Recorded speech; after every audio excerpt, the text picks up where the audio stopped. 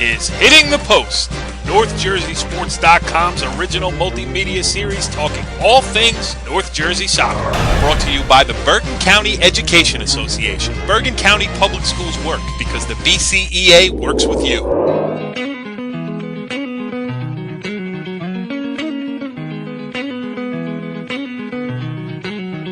Back on Hitting the Post, NorthJerseySports.com's original multimedia series talking all things North Jersey soccer. This is Season 1, Episode 10. Double digits. That means we must be deep in the state playoffs, and indeed we are, as only the state finals on Saturday and Sunday at the College of New Jersey stand between us and the end of the fall 2013 boys and girls soccer seasons. I am Corey Doviak, being joined by now the usual cast of characters, my co-host and Cliffside Park Athletic Director, Johnny Lombardo. Johnny, what's going on? Definitely a bunch of characters, yes. And the other character is our NorthJerseySports.com soccer insider, Richie Ballgame Barton. What's going on, Richie B? Not much. Just I actually bought hand warmers for the first time ever for the IHA game last night. Let me tell you something. Hand warmers, they're fantastic. What a great invention. I got to tell you. Yeah, but I did notice that there were about 10 pictures for the photo gallery, so you were holding your hand warmers instead of your camera. What happened? What? No, my pictures, I'm not a good photographer, it turns out. No, it's just like pitch dark, and on the one end of the field, you just can't even take pictures. It's a nightmare. It is a nightmare. I took more pictures than I put up, that's for sure. Yeah, always the case, definitely. All right, so the state semifinals are in the books, and on the parochial, the non-public side, the season is in the books. Let's just go over, let's set up the show for tonight. First of all, we're going to have Park Ridge head coach Bobby Meidanis on. Park Ridge boys won their first ever state sectional title last week. On Tuesday night, their season came to an end in a tough loss against David Brearley Regional in the Group 1 semifinals. But it was a great run as Park Ridge won its first ever state sectional championship. So we'll recap the Owls' run through the state playoffs with Bobby Meidanis. And then later on, we're expanding our borders here on our coverage area. We are usually Bergen, Hudson, and Passaic-centric, but we will expand into Essex County tonight as we bring in Oscar Viteri, the head coach of the Glen Ridge girls soccer team, who ended New Milford's season in the Group 1 semifinals on Tuesday night, and they're looking for their second straight Group 1 state title. And Richie B., I know that's very important to you as a Glen Ridge graduate. Yeah, I mean, the pride of Ridgewood Avenue. What am I going to do? Grew up on the same street as the high school. You gotta love the Ridgers making some noise. Well, we will also have a surprise in store for you as we get to that segment a little bit later on. But before we bring in our guest for the evening, let's just sum up what has happened and what is still to come. As I mentioned, the state semifinals from the public side are in the book, and on the girls' side, Glen Ridge versus Shore in the Group 1 state final this weekend at the College of New Jersey. It's a rematch of last year's game won by Glen Ridge. In Group 2, we got Bernards, which beat Ramsey in penalty kicks in the Group 2 state semifinals. They will play Rumson. Group 4, Bridgewater Raritan against Montgomery. I barely know where either one of those schools are, so we'll leave that as it lies. Non-public, Bishop R. Richie B. in a game that you saw, as you mentioned, last night, that being Wednesday night down at the College of New Jersey. IHA fell goal short of winning a state title. Yeah, obviously a tough season, a tough ending to the season for IHA, because usually you can pencil in IHA versus Pingree or Red Bank Catholic year in and year out, and for Bishop R to kind of upset their way through just to get to the state final. I mean, I think going into the game, IHA had to feel pretty confident that not only were they going to win, but they could put one in early and win comfortably. And they dominated possession game early, but they didn't really get many shots on target all night long. I thought, Bishop R's outside backs, especially Claire Dundon. Dundon, I don't know how to pronounce her name, but she did a fantastic job. She ain't listening anyway. Yeah, no, but she did a fantastic job. tracking down Jackie St. John all night. And IHA just never really got going. And Bishop R scored a great goal, Jillian Vassallo, in the second half. I mean, it was, no one, one of those, shots that as soon as you see it, you say, this is going in. Yep. And after that, you figure IHA is going to ramp it up and really push forward. And they tried, but I felt like they played too, even on TCNJ, that is a wide field. Yep. And IHA kind of got bunched up too much inside the numbers. And because of that, Bishop R was able to pack it in, and they never really stretched Bishop R out. And it ended up being a problem because Bishop R had a fantastic goaltender in Brianna Foster, but she really wasn't tested too often. They just didn't. I don't feel like IHA used the space as well as I've seen them do several times throughout the year. All right, and it ended up as Bishop R's first ever girls soccer state championship, and I think the first in school history in any sport. That's correct. Our house, there they are. And the last girls' game, Morris Catholic 3, St. Rose 1 in the non-public B final. Johnny, why don't you take that one, break it down for us? Well Morris said, Catholic pal. had a great season. Crusaders, baby. Here, yeah. Beating St. Rose of Belmar 3-1. So, all right, that's girls. We have one girls' team left, and that is the juggernaut that is Northern Highlands. They will play Toms River South on Saturday in a 10 a.m. start at the College of New Jersey. Johnny, let me get your perspective here, just on a general basis. You've been through these runs to state finals as an assistant coach and as an administrator and everything else. Well, what goes on between the Tuesday of the state semifinals and the Saturday of the state final? I mean, you can try not to get go. anybody hurt would be the first thing. Right. Try to stay sharp, and not get anybody sick because the weather's changing so much right now. It's like 50 degrees and then 20 degrees. That's it pretty much, and just try to stay sharp and work on stuff that the other team has done, and try to get different angles of what to do to break them down. Yeah, because there's nothing new you can put in at this point. No, not really. At this point, you pretty much have done everything for the last 6 months working to this goal, and Northern Highlands has been doing it for 3 years now, so I think they have a good chemistry of what they're doing, so I don't think they're going to change much. Yeah, and Richie B., you saw them play West Morris Central in the Group 3 semifinals, and a little bit, I'll say it's surprising that West Morris Central actually played so close with them. I mean, I saw that game, I can't remember if it was last year or the year before, when they played them in the same round, and Highlands just demolished them. I mean, that was when they had the long throw with Jackie Rainica. I think the first one she threw almost went in. The second one she threw did go in off the goalkeeper's hands, and that was all she wrote about 6 minutes into the game. But Tuesday night, you were there. Highlands struggled a little. I wouldn't say struggled, but they managed to get a win. So any state tournament win is good. But West Morris Central played them pretty tough. They sure did. I mean, anyone who saw the IHA game would say IHA played them as tough as anyone played them all year. I put West Morris right up there. West Morris, it was a weird game because, again, Highlands controlled the possession game, and they just, knocked the ball around beautifully, and they were, went up 1-0, and usually when they go up 1-0, they go up 2-0, and then 3-0, and then it's over. And West Morris is scrappy. They fought back, and they had, they only had 3 shots in the first half, but they were all legitimate scoring opportunities, including Kayla Clapp, the goaltender, making a huge save on one of them early on a breakaway. And she was the best player on the field. I mean, she was outstanding, and she needed to be, or they would have lost.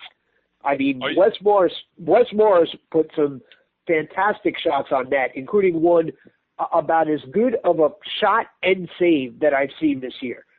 Brooke Carty, who's their leading scorer for West Morris, ripped one from 25 yards out. It was just a laser, and it looked like it was going upper corner, but Clapp was in position and leaped up and punched it over the bar. It was a great play. Great play. Yeah, and Kayla Clatt, an unenviable position walking into a team that hadn't lost in 2 years and taking over for all-state keeper in Brooke Holly. And she hasn't been called on often. She was called upon in the state semifinals and came through big. All right, that's the girl stuff. Let's take a quick peek at the boys stuff. Then we'll bring in Bobby Meidanis. So I will leave Group 1 out, obviously. Brearley beat Park Ridge to advance to the Group 1 finals. Brewery will play New Egypt. Group 2, Newton against Delran, and Newton is a team that has taken out many of North Jersey's finest on its route here to the state final there, Johnny. I'm going to give credit to my boy over there, Richie Barton. Has been very high on them all season, and I had spoke about them beating us last year, and I thought that confidence is carried over this year. Yeah, they certainly, they beat Ramsey in penalty kicks, beat Harrison in the, to go through Harrison in the state semifinals is no easy trick for sure. So, I mean, not having seen Newton personally, but having seen Ramsey and Harrison, you know that they got something special going on there in Sussex County, which doesn't come around that often in Sussex County that they put teams in state finals. No, it certainly does not. And again, Ryan Cronin for Newton is, he's not the flashiest, he's not the fastest, but he just knows how to put the ball in the back of the net. I mean, you remember from the Cliffside game last year. I mean, he gave their backline problems all night long. He's given backlines of teams all over the state problems. Scored both goals against Harrison, including the game winner in overtime. But don't sleep on Delran. Delran is about as consistent. Sleep on Delran. Like I know anything about Delran. I'm sleeping. Well, I do know. Let me tell you something. Delran is about as consistent of a program as there's been in the past 20 years in New Jersey soccer. 7 state titles. They're a 20-win team every seat. They're a 20-win team every single year, and they have 11 kids who play well together. I mean, they don't have 11 individual players. They're just a solid team year in and year out. Great system down there. Group 4, we got West Orange versus Clearview. Hold on. Go ahead, Johnny. I apologize. The guy's breaking it down. I mean, he's doing a good job. I got to give him credit. I mean, he knows his stuff. Johnny, he gets one name in his head, and then he's been talking about the same kid. Delran's been good forever. He's talking about Delran. Delran, they're... Yeah, so you don't even know where it is.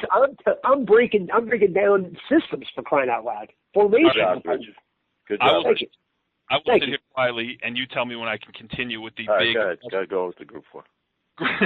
Group 4, West Orange versus Clearview. We'll leave that one alone. The non-publics crowned their champions in non-public A. Del Barton beat Pingree 2-0. In non-public B, Gill St. Bernard's beat Montclair Kimberly Academy 2-0. That wraps up what we got going, except for the one North Jersey team that is still alive, Northern Highlands. The Highlanders heading to the Group 3 state final on Sunday, a 12:30 start at the College of New Jersey. Johnny, what do you think about the Highlanders? I mean, Allentown is their opponent. That's the bracket that your team was in earlier in the year. That was a wacky bracket, has been for the last 2 years now. What do you see there in the Group 3 final? They've had some kind of year over there at Northern Highlands with the girls, the boys. Volleyball's done well. Tennis, football's doing well. I mean, they've had such a great season with the fall. I think it might carry over. Allentown beat a team, Ocean City, that's been pretty consistent, like Rich has said about Delran. Ocean City's been in the finals like 6 out of the 7 years in Group 3, so that won't be an easy game, and Allentown beat them. So. Yeah, and Highlands is just Richie, almost like a kind of team of destiny here. They, I saw them in the section final against Wayne Hills. They seem to get a goal when they need it from somebody that you might not expect. I mean, obviously it could be a Danny Aversano who's dangerous up top, or it could be anybody else. I mean, we've seen Cal Portnoy score big goals. Simpson for them running down the middle of the field. Full team effort and full team defense, 11 guys playing defense, and then they find the goal any way they can. Yeah, I mean, not only do they have multiple guys that can put the ball in the back of the net, but their defense is very underrated. I mean, you look at a Kyle Bissell and a Paul Garbarini, and for some reason I can't remember the sweeper's name off the top of my head. I never forget names either. But right. Alec Lamb and net. I mean, they just win balls from the defensive third. Nothing flashy, just win balls. Get it up to, and they don't just win it and clear it out. They win it and start an attack, and that I think is very important because it puts pressure on the opposing team to not only just collect the ball and start their offense again, but now you got to defend, and that definitely is a a huge advantage for the Highlanders. But, I mean, they've had so many kids put the ball in the back of the net throughout the season, but especially in the state tournament, that I feel like they feel like they can go out and beat anyone. And when you play with confidence and you have a diverse, offensive attack, you're going to be a tough out. The last order of business before we get to our first guest of the night is to go back a couple of weeks and check on our picks for state sectional champions. Now, I always claim, and I have the proof to back it up, that I am the worst prognosticator in the history of sports. I have not placed a bet on a sporting game since I was in college. That did not turn out well. I know my place, and so I will say that I was the worst at 3 wins and 6 losses predicting state finals across the boys and girls, with an especially horrible performance on the boys' side where I was a combined 1-4. Now, you guys, Johnny and Rich, tied 5 apiece. That's what Rich went about, 3. Rich. Yeah, Rich went 3-5 on the boys' side, 2-2 on the girls' side. Meanwhile, Johnny with a perfect performance on the girls' side, 4-0. The boys' side, a dreadful 1-5. So, but we've been talking about that. I have no clue about the girls, so I guess I still don't have a clue. But I went, all right, good. It just goes to show you that whenever you need to place a bet, ask the person who knows the least. Overthinking kills you in betting. Johnny 5-5, Rich 5-5. You share the Mayor's Cup trophy. Awesome. For this year. We will do it again next year. All right. Well, that's a look around the state and what's left in the state boys and girls soccer tournaments. One guy whose team made a brilliant run through North 1, Group 1, had his season ended the other night in the Group 1 state semifinals. He is Park Ridge head coach Bobby Meidanis, and he joins us here on Hitting the Post. Coach, thanks for joining us. Thanks for having me. Well, it is our pleasure because, like I said before we came on the air, we'll just touch briefly on the loss to Brewerly in the Group 1 semis, and then we'll go into a whole bunch of things that were right with the season, really probably the best one in the history of Park Ridge boys soccer. So, first time you had won a state sectional title was this year. First time playing in the Group 1 semifinals was Tuesday night at Indian Hills. Brewerly was a tough opponent. Your kids gave it a run, but, some extenuating circumstances and a good opposition, and, it came to an end for you. Yeah, we knew that they were a great team coming in. I mean, they were 18-2. We knew that they had a couple of very, very big scoring threats, including the one kid up top. We came out confident. We knew we could play with them. But in the first half, our keeper Joey Piggott, he got I guess a knee to the head, or he hit the ground wrong, and he got a concussion. When I went out to the field, he couldn't remember anything, so he had to get carted off in the ambulance. Thank God he's okay. Our backup goalie went in, who's done a great job all year filling in for Joey, because Joey got hurt during the year a couple games, and he's a very good quality backup. He came in cold off the bench right away. Obviously, the ball finds a cold goalkeeper off the bench always, and he put off a rebound, and the Brewerly kid put it in. He was wide open off the rebound. He put it in the goal. So we went into halftime down 1-0. Still confident though, and then started the second half maybe 5-10 minutes in. The good player from Brewerly, De Oliveira, Federico De Oliveira. Yep. Federico De Oliveira. I'll let you say that last name. Right. I'm just glad I got yours right. I checked first. Yeah. Yep. He's an awesome player, and he got the ball back to the goal, and we made a mistake, our player, of letting him turn, and he got a little bit of daylight, and he put one upper 90, which was a fantastic shot. Ridiculous rip. Yeah, it really was. It was just unsavable. It was a perfect shot. So now being down 2-0, now, state semifinals, we got to, start pushing some guys up. We had nothing to lose at that point. Tried to create some more scoring opportunities, which we did. We created some. We just couldn't capitalize on any. In doing so, we kind of left our defense hung out to dry a little bit, and they ended up putting, 2 more in throughout the game. Made it 4-0. And then with, I think it was 6 seconds left, basically everyone stopped playing, but one of their kids didn't, and he put one in with 6 seconds left, which, whatever. Yeah. That was just the icing on the cake for that, so. Yeah.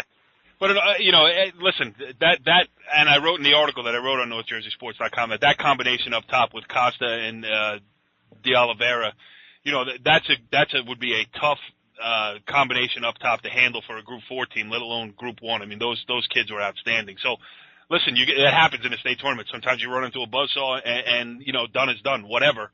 Right. But I thought the run that you guys made to get there. I mean, Rich covered you in the section final, but just talk about that. That's a semifinal against New Milford. Right. Oh, right. Okay. The semifinal, Okay. and then you go to Wallington.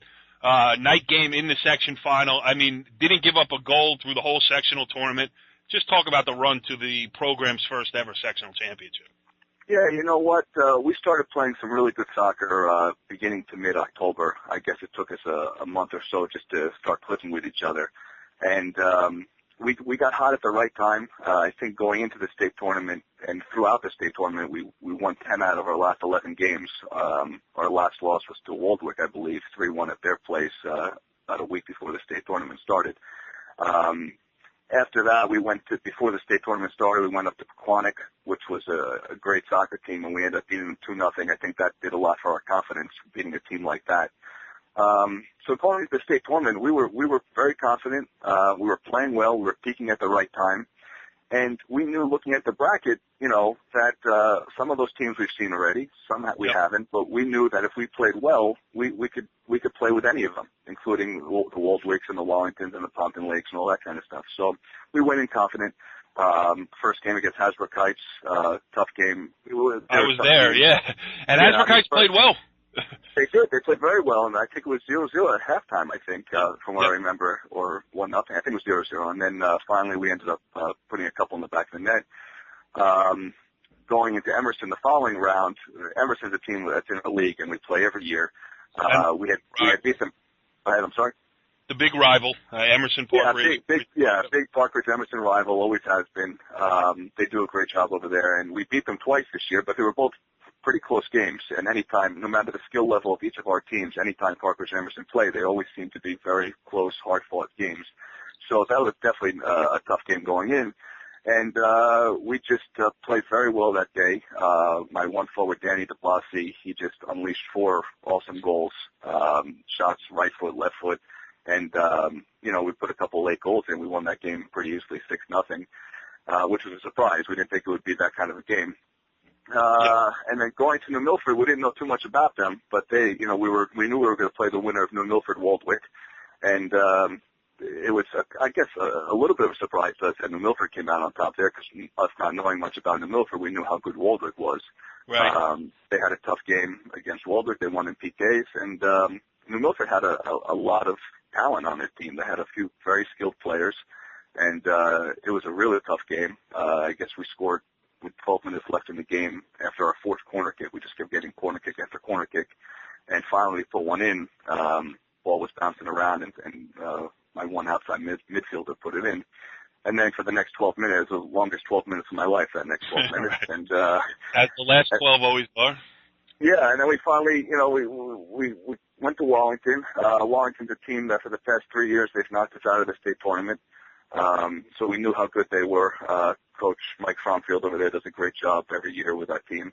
And playing at their field just makes it even harder. I don't know if they ever lose on their field, to tell you the truth. Rarely.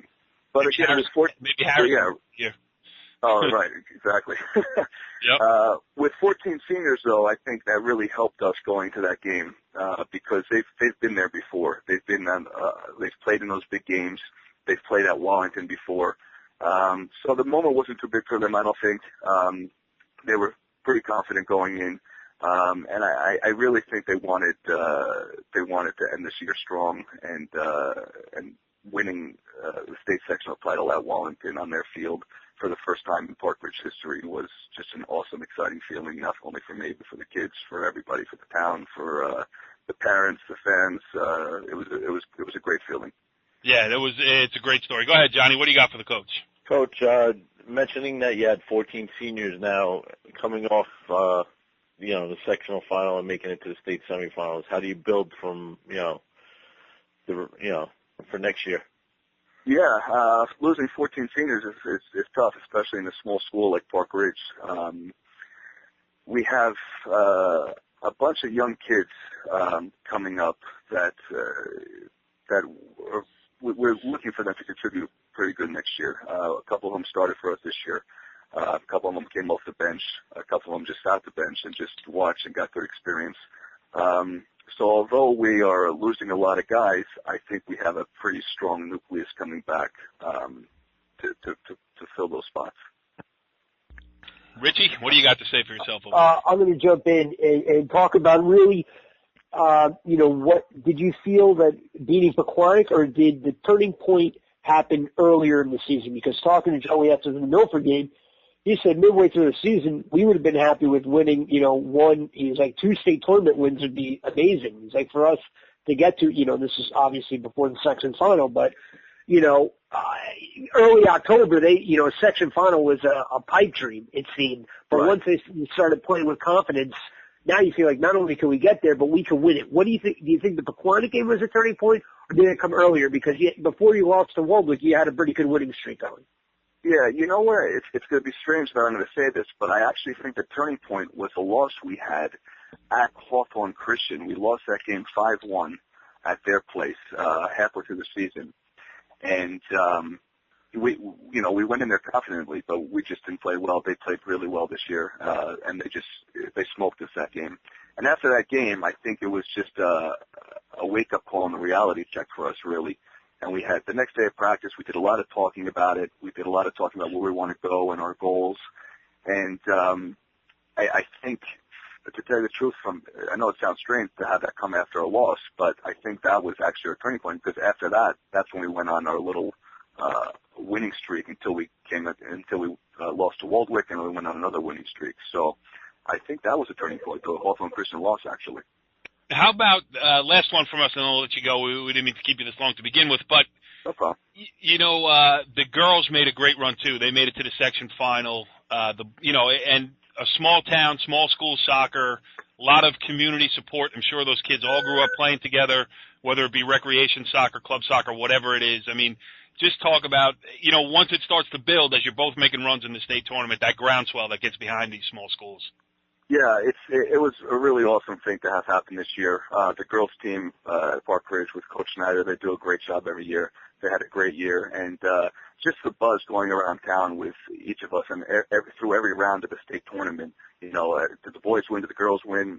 We had fan buses on a lot of the games. We had football players going to the games. We had fans at the games, and it just created such a nice buzz for a small school like Park Ridge, where I know the girls program is always around there every year with the state tournament, but for the first time for the boys and for both of us to have the chance to go to the state sectional finals at the same time was really awesome this year.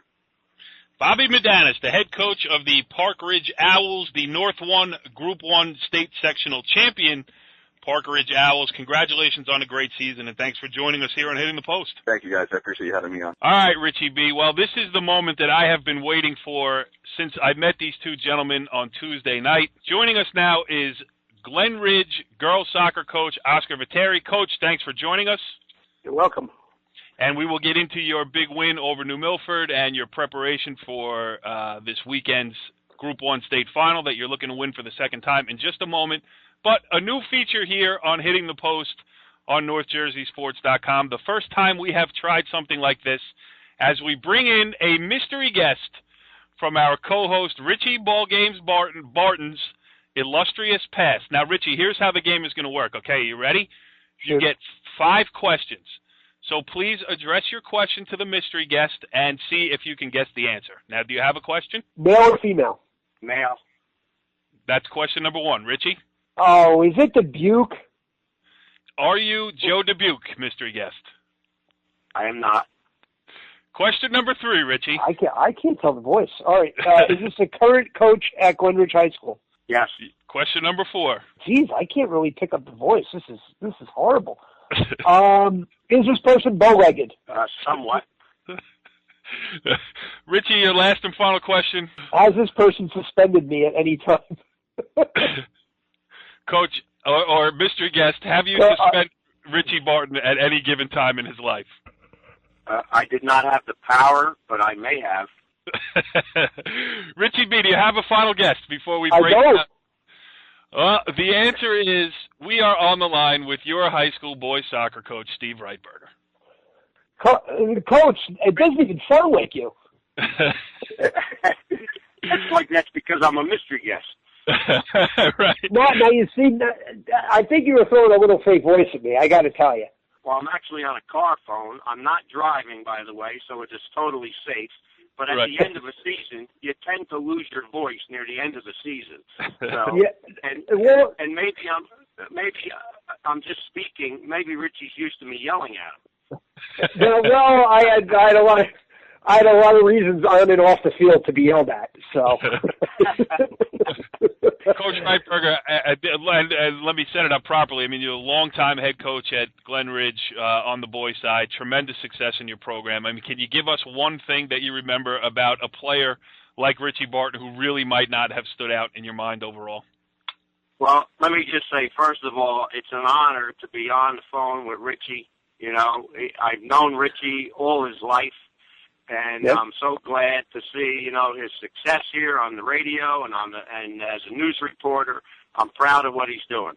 Now, I will say, if you ever needed a guy to give you 150% of whatever he possessed, Richie was the guy. And if memory serves me right, I've been coaching 33 years. Rich, help me out. You graduated in 93? correct. There it is, 93. And That's unbelievable. Richie was basically, he was kind of on the cusp of when really our program started to turn around. Because, you know, I started in 81, and, you know, it was a slow start. I mean, Glen Ridge is a football town, and it was a slow start. We gained momentum, and in around Richie's time is when it really started coming about. So he could say, Rich, you could say you're the foundation of what we know now is a pretty good program. I wouldn't call that. I got to be honest. I don't remember. You know what? I don't know if it's a coach-player thing, but I remember the losses. I remember. I'm sure you remember me scoring basically an own goal in double overtime at Cedar Grove. I remember because I was marking the kid Nino and Tilly, who I thought stunk, but lit me up every time I marked them. Right. And so then, well, the news I shouldn't report that I should go off air as after the game I had a little problem as well. Well, first of all, I only remember the good things. I zone out on all those negative stuff. I'm a positive guy, so I only remember the positive stuff. Yes, you were certainly a positive coach and a positive influence. I'll tell you what, Reitberger, I would do sprints for you right now. Although I wouldn't do them in between double sessions because my friends challenged me once. All right, so here's a quick story. I'll make it quick. All right. We during double sessions we would go to lunch at this place, Ray's Luncheonette in Montclair, which I still go to from time to time. So I'm proclaiming that I'm the fittest guy on the team. I'm like, I could eat anything. I could go back and outrun any of you whatevers. So I eat 3 cheeseburgers and a plate of gravy and cheese fries. Coach has us warming up, and then he has us doing, you know, some sprint work, and all of a sudden I feel it coming on. I'm like, this is bad. And I ended up running up to the shed and throwing up for like a half hour. So I lost the bet. Coach is pretty much, he's like, what's wrong with you? And I remember that to this day because it was a horrible feeling. Coach, you said he was the foundation of your program, but if you see him now, he looks more like the foundation of a 3-story building. Just remember, I said he was part of the foundation. Yeah, no, far from the foundation. Well, Coach Steve Reitberger, we thank you for taking time out of your trip to wherever it is you are heading to join us here and take us trip down memory lane. And it was classic, and it was nice to meet you, and really nice to meet a guy who was actually nice to Rich Barton. I haven't met one of those in a very long time. Well, listen, thanks for having me on, and I wish you guys great success with this segment. I'm proud to be the first in this new segment of yours, and I always speak highly of Rich. Well, thanks again, and safe travels to you. All right, thank you. And, Oscar, good luck, and I'll see you soon. All right, Coach, thanks. All right. All right. All right, Coach. Thanks a lot. All right. So now we can move on with with the relevance of this conversation, and that is the Glen Ridge girls soccer program. Coach Viteri, thanks for hanging in there. So let's talk about this.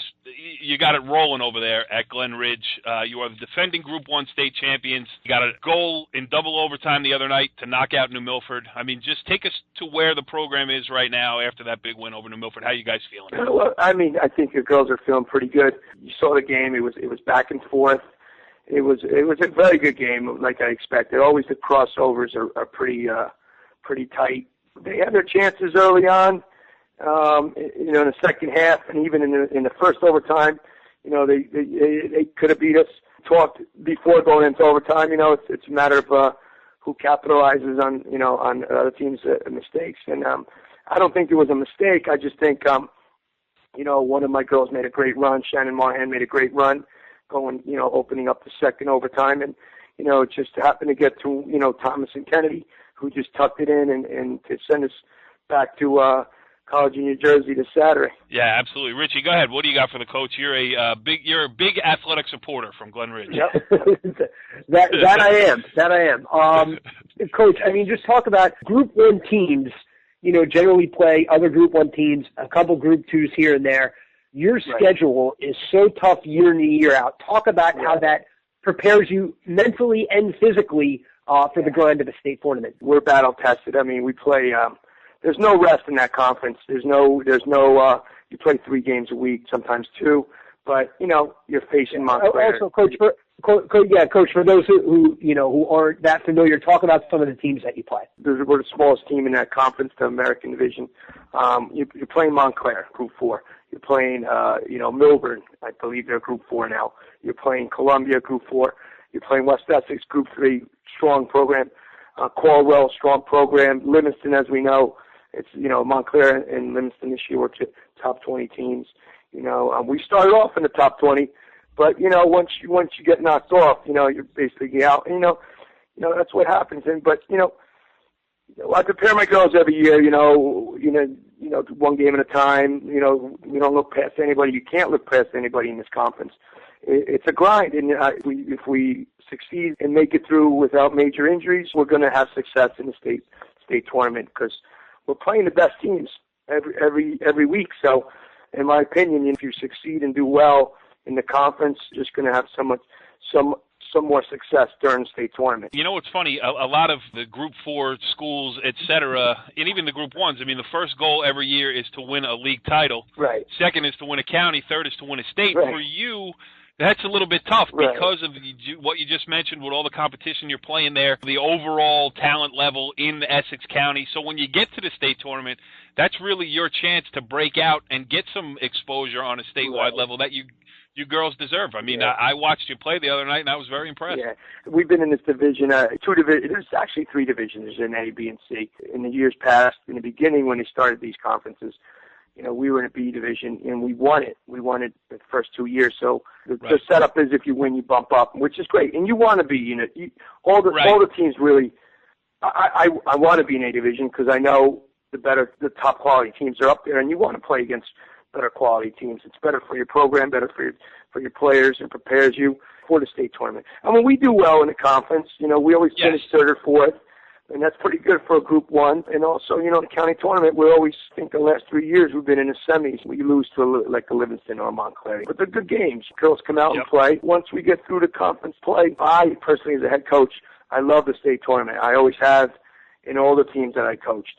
Growing up and playing in high school level at Livingston High, I remember the state tournaments. I remember with your buddies going to the next round, and it's all about the team, and it's a good feeling to be with your buddies and keep going. So that's why it's great that again we're going to the state final, and I'm so proud of the girls. And we kept stressing how important the state tournament is. You want to keep going round and round and get to that final. That's what we shoot for. And, this year, again, was against New Providence, which is a top team in the Group 1, and we beat them at home. And then the crossovers, anything can happen in the crossovers and to get you to the final. So it's a lot of mental, it's a lot of physical aspect of the game. But, I'm looking forward to Saturday's game. I mean, we're definitely it's going to be a good one. It's a repeat of last year. So our girls are ready, and I'm sure Regional's ready. So it should be a good one. Go ahead, Richie. In years past, when you get to a group final, you generally know pretty much nothing about the team. Going back to the early 2000s, I think it was Pennsville was the big team at that time. But do you feel this time around it's a little different because you kind of know what personnel they have and what their tendencies are and what really strengths and weaknesses are? Going into this, the crossover, we knew that Shore was playing, I believe, Gateway, and I kind of figured it's probably going to be Shore, knowing the talent they have. I thought they were pretty good last year, but came up with a plan when we scored early, and then we countered with a quick counter, and we made it 2-0. And then, we ended up winning 2-0. But it's going to be a good game. Mainly the teams that are in these finals, all the teams, they're pretty good. Of teams from years past, but I've seen this team, so we all seen this team, but they're going to come out flying. I mean, we did beat them last year, so it's going to be a different mentality in their part because that was their first time down there last year. That was my third time in the state final, so I know what it's all about. And now they do too. Now right? they do. Now they know what it takes. I mean, we do have experience, and they do have experience. They graduated, I believe, 9 or 10 players. We graduated 6 players. But we're both young. Starting a lot of freshmen. He's starting a lot of freshmen and sophomores. With some senior leadership. So it's a mirror image. So it's going to come down to who capitalizes on the team's mistakes. It's going to be a close game. I can tell you that. So. Yeah. And you want it to be close. You want it to be a good final. I watched the New Milford game. Obviously, I'm sitting here acting like a Glen Ridge expert. I've seen you play exactly 91 minutes of soccer all season long. But the thing that stuck out to me now, New Milford was better than I thought. Right. They play a game where all 10 get involved. They try to break you down. They can go through anyone. They have a couple of dangerous scorers, obviously. Sydney Borner, dangerous on restarts. Right. Tall girl, knows how to use her head. And certainly Alexis Monroy, who scored their goal, is dangerous. But they need to play as a team to work the ball through areas, right. which they do very well, and I was very impressed with. Right. You guys have the same type of approach, but watching you and watching a girl like Tonison Kennedy who got the last goal, I mean, that type of speed that she possesses, and she's only a sophomore, right. That breakaway player, it's something you can't teach. You can't say, you know what, go be fast right. and get through a small crack. Right. I mean, just talk about having a player like that. Yeah. Her talent showed up all night, and then on the game-winning right. goal in the first minute. Yeah, I mean, she was heavily marked. I mean, I had her come in as a freshman last year, and in the years past, in my opinion, we've been very close getting this, years like the past 4 or 5 years before we won it last year. We always lost to New Providence in the sectional final. It was always a great game. Last year, when she came in with my freshman keeper and Emily Gill, I think she was the piece of the puzzle I was missing. She's a strong player, sees the field very well, and always gives you 110%. And I think with her, the 3 freshmen that started for me last year and the senior core that I had last year, I mean, it was a great mix. And she's stepped it up this year even more, knowing that she's going to be marked. And with the freshmen that I did have come in this year, it's a learning experience for them. But it was a great mix with everybody. But Tommy, even though she's a sophomore, she's a leader also. She's a leader in the field. Kids look up to her. She drags 1 or 2 defenders with her, so she creates a lot of space for our other players and opportunities for other players. Yeah, she was heavily marked against New Milford. I put her up front to maybe free her up from the marks, and it worked. It freed her up. We had a couple. She won off the crossbar there. She had a great header. Goalie made a great save, and in overtime, right. I was out. It's just the ball came right to her. I think the 2 defenders maybe overcommitted a little, and the ball just came across on a great pass by Shannon Morahan, and she just tapped it in, pretty much just redirected. Keeper was sliding the wrong way, and that was the game. It's what it takes. It takes a little bit of luck also, the ball got to her untouched, and she just tucked it in. Absolutely, yeah, and it was a big win for you. You're moving on to the state final for the 2nd straight year. one win away from back-to-back championships, and that's saying something on any level, especially on the Group 1 level. Yeah. Oscar Viteri, the head coach of the Glen Ridge girls soccer program. Thanks for joining us here on Hitting the Post, and thanks for being a part of our mystery guest segment. Thanks for having me. I appreciate it. All right, Richie B. Well, that was fun. Our first ever segment of mystery guest, and we had you stumped, pal. It's weird because, again, when I said before we were on the air, I'm like, it's got to be right, brother. And then when I heard him, I couldn't tell if it was with the car phone. Who has a car phone, by the way? I remember when I used to drive from practice, I had a car phone in my black old 1988 Delta Oldsmobile. Oh, stop bragging. My first car was a 1972 Volkswagen Beetle, and nowadays I'm still driving a Volkswagen Beetle. So things haven't changed that much for me, but interesting stuff there. Couple of orders of business we have to take care of, as if you may or may not have noticed, Johnny Lombardo has left us for the evening. He was not a part of the mystery guest segment, but he did leave behind him his picks for the two games that include NorthJerseySports.com coverage area teams. He chose Northern Highlands to beat Allentown in the boys Group 3 final. His selection was 1-0 with Rudy Mamery scoring the game winner. And on the girls' side, he also chose Highlands 2-1 in overtime. That will be a great game if it happens that way. Richie B., what do you got for predictions? Highlands girls 3-1. Right. Taylor Troutman with the goal for Toms River South. Maddie Heaney, Hannah Kerner, and Claire Shea all scoring for the Highlanders. I'm going to say 3-0 to the Highlanders on the girls' side. Kayla Klatt with a couple of saves. How about that for a prediction? How about this? Taylor Troutman is one of the best players in New Jersey for Toms River South, but I just think Highlands is too strong. They're too comfortable on that field, and they will use the whole field. I've seen them down there. They play the ball wide, and when you play the ball wide with that kind of space, Kerner's going to break free eventually. Yeah, and Heaney and Sample running up the sides with Kerner making those runs down the middle. I mean, she runs as hard as anybody down the middle of the field, and that's going to be very tough to stop. And I think I don't know, I read it somewhere that it's Toms River South's first trip to the state finals in an awfully long time, if not the longest time, meaning never. And let me tell you something. Ariel Sample is the unsung hero of that team, man. She works hard, and she really facilitated the offense without much fanfare throughout the season, and especially the other night against West Mars. On the boys' side, I'm going to take Highlands to win as well. I don't know anything about Allentown, but you know what? I just think the Highlanders played too good defense on a team-wide basis. I mean, they'll be able to keep the game where they want it until they can find a way to find a goal, and they usually do, probably off a restart. I don't know where it comes from, but somewhere, and I think Highlands is celebrating dual state championships this time Sunday night. I agree. I'm going to go Highlands 2-1. Aversano with the goal. Allentown ties it. Portnoy with the winner. NorthJerseySports.com presents Hitting the Post. This was Season 1, Episode 10. There will be a Season 1, Episode 11 next week. If either of our teams win, as we expect, we will try to get those coaches on to sum up state championships. Otherwise, it will be Johnny, Richie, and myself, and we have some feelers out.